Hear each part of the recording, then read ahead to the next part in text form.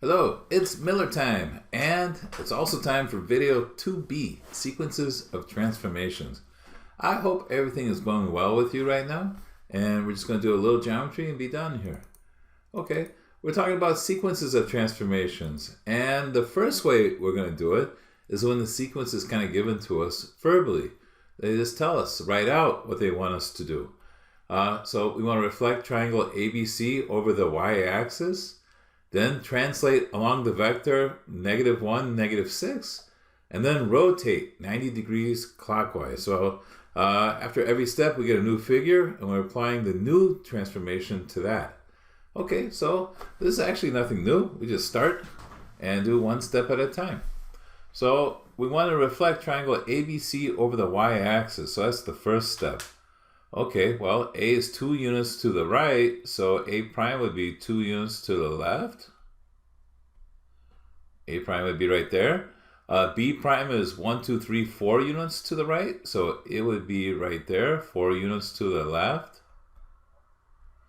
And C is 3 units to the right, so C prime is going to be 3 units to the left. C prime would be there. Now, it's really kind of hard for me to draw this. I'll try here. Oh, that's bad.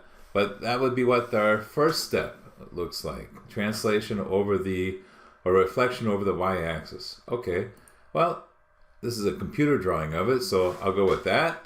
Okay, now we're going to take what we have so far and then do the next step to it. We're going to translate along the vector -1, -6. So we're getting good at this. Remember, the vector tells us how the coordinates change. The x-coordinates are going to decrease by 1, which means it moves to the left. And the y-coordinates are going to decrease by 6, which means it moves down 6. So I'll try to do it with my pen again, and then once we kind of figure out where the points will go, I'll show you what the computer says. So left 1 down 6 would put B about right here. We're totally going third quadrant. Left 1 down 6 would put A right there, and I should make these double primes. This is the second image we're finding. And then C is going to go over 1 down 6, put C double prime right there.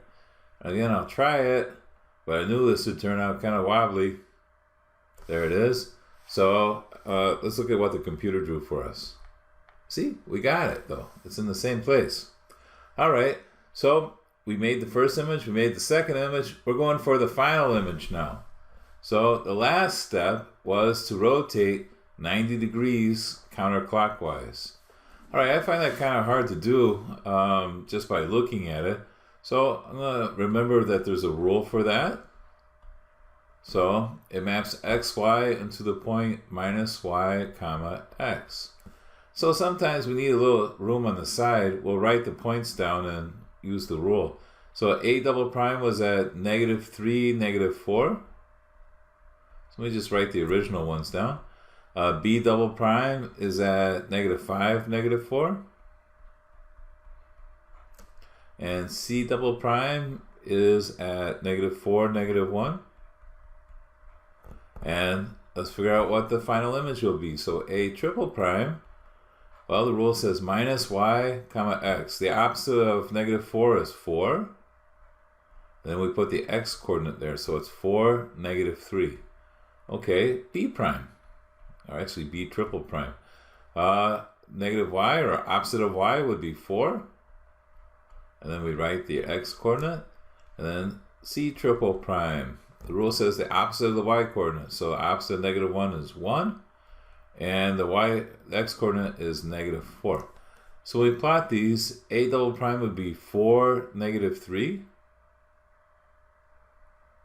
I'm sorry, A triple prime. All right, gotta get used to that. And B triple prime would be at 4, -5. And C triple prime would be at 1, -4. And here we go. Oh, it doesn't get any better. All right, but that kind of looks rotated. It does look like it's been rotated 90 degrees. So we started with the triangle in the first quadrant. Reflection gave us 1 in the second.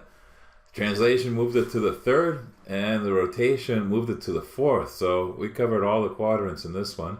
Here's a computerized drawing of it. Now, a little note here, all these triangles are congruent. This is because all of these were isometries. Remember, an isometry is a transformation that preserves the size and the shape. In other words, the original image is congruent to the final image. So all these triangles were congruent. Each transformation was an isometry. All right. Now, let's do another example. So here we go. Here's another way a sequence can be specified. We have a long set of rules here. It means we start with x, y. We'll get the first image by applying this first rule. We'll take those points and do this to them. And then we'll take those points and do the final transformation to them. And this time, we're just going to graph the final one. So here's our starting triangle. And a table is very helpful for doing this. And even if one's not given, if you think the rules are kind of confusing and you want to do it step by step, I highly recommend a table. All right, so first the original points. A is at -2, 1. And B is at 2, 4. And C is at 4, 2. Okay, we're not going to graph it, but here goes the first transformation. This is actually a horizontal shrink. Anytime you multiply the x-coordinates by a fraction that's less than 1, it's going to shrink it. So, okay. All right, so don't be shocked when you see the final image. It's going to be kind of shorter than this one, or not as wide. So here we go, 1/2 times x. That's all we got to do. 1/2 times -2 is -1, and we keep the y-coordinate the same. 1/2 times 2 is 1. The y-coordinate is the same. 1/2 times 4 is 2, and the y-coordinate is the same. All right, now we take these and apply the next rule. This is actually, you might recognize this one. This is a 180-degree rotation. It doesn't matter when it's 180 degrees clockwise or counterclockwise. It's kind of the same thing. That's a 180-degree rotation. We just take the opposite of x and the opposite of y. So this will become +1, -1. -1, -4, -2, -2. Okay, second image is done. Our last step says to take the opposite of x and leave y alone. This is actually a reflection over y-axis. So reflection over y. All right, because when you change the sign of x, you go on the other side of the y-axis. All right, so change the sign of x, leave y alone. This would be -1, -1. This would be +1, -4. And this would be +2, -2. And we just hope we did every step correctly. All right, so A goes to -1, -1. And this would be A triple prime, right? This is our third image. We're just graphing the last one. And B triple prime will be at 1, -4.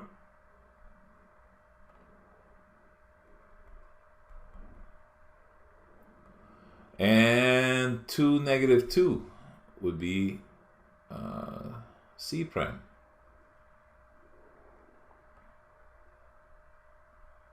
Or C triple prime. Okay, it's going to kind of look like this. These were not all isometries, so it's not going to be congruent to the original. Now, I'm a little nervous about this, but let's see if it agrees to the computerized drawing, which is right there. Let me see, let me go back. Mine looks a little wobbly, but the points are in the same place. We did it. Now, like I was saying, the final figure is not congruent to the original figure. So overall, this was not an isometry. The real reason was because of this horizontal shrink there. That changed the size of it. The other two were fine.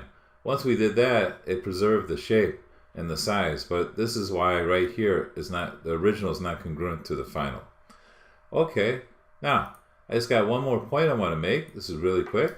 And it's whether or not we can switch the order in transformations. And to be honest, sometimes we can and sometimes we can't. I have an example here of a two-step sequence where you can't switch them. So if you look at this one, we're going to translate along 7, 1. This is the original figure right here, this black triangle. We're going to translate along the vector 7, 1, which means 7 to the right and 1 up. And that gave us this green figure here. Right? It went over 7 and just up a little bit, up 1. Then we're going to reflect over the x-axis, and that gave us the blue figure. So we ended up there. Now the question is what happens if we switch these? Does it matter? And in this case, it does. So over here, we reflected over the x-axis first. So we started with the black figure. We reflected over the x-axis, and we got the green figure. Then we did the same translation, over 7, up 1, but it didn't end up in the same place. So we see that here, switching them did make a difference in where it ended up.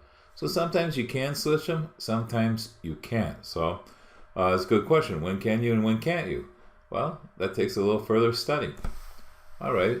But for now, just realize that sometimes it matters. Okay, well, we've come to your part. Thank you for being a good audience. Here's your journal assignment. I hope you're not like the person who's in this figure here, who kind of fell asleep during all this.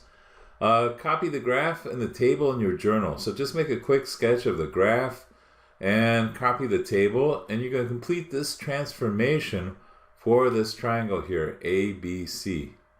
Okay, so, and then graph the final image, the points you get in the last column. So whatever you get here, that's what you're going to graph. Now, it's going to be a little bit different shape and size.